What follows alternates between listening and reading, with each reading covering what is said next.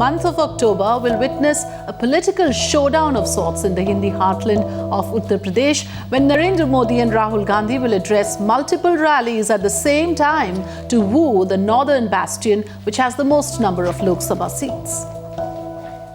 Well, as Rahul Gandhi goes on an overdrive in Uttar Pradesh, both the leaders will throw a direct challenge to each other right before the 2014 elections. Rahul Gandhi will be making an aggressive electoral foray into Uttar Pradesh today. In an apparent bid to counter BJP's Prime Ministerial nominee Narendra Modi, multiple rallies are being planned for Rahul Gandhi. Kicking off his campaign in the Hindi heartland, Rahul Gandhi will address a rally in Aligarh, followed by another in Rampur.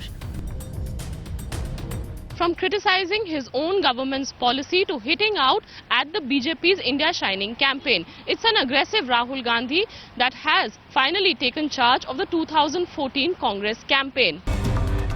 And just a day after his impassioned pitch to Dalits in the capital, Rahul Gandhi will be seeking to reach out to minorities again.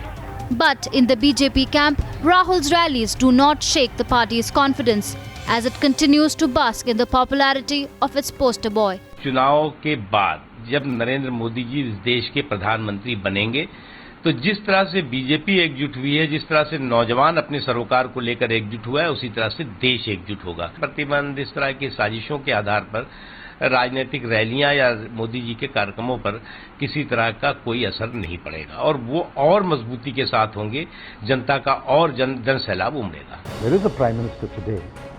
With Chidambaram openly acknowledging Rahul as the Congress's prime ministerial candidate, the face-off between the PM hopefuls is only likely to escalate. Will Uttar Pradesh prove to be a decider? Bureau Report, Times Now.